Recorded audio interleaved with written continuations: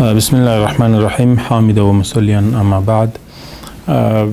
بسیار خرسند هستم که امروز شما در دیاری بکر صحبت میکنم و در اینجا آمدن ما به ترکیه به اساس دعوت اتحاد علما بود. آنها هفتمین جلسه خود را داشتند.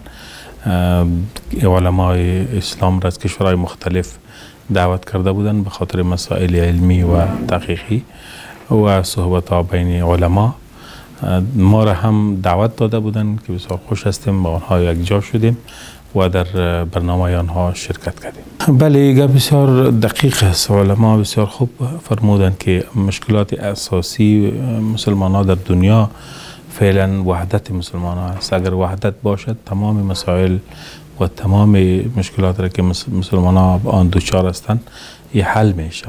وحدت و یکپارچگی مسلمان ها، تفاهم و مفاهمه در بین مسلمان ها بسیار عنصر مهم است و علما در این راستا بسیار کارهای کرده میتونند. بله، به نظر ما علما باید همیشه بین خود تماس های مثبت داشته باشند، بین خود گردهمایی ها و مجالس داشته باشند.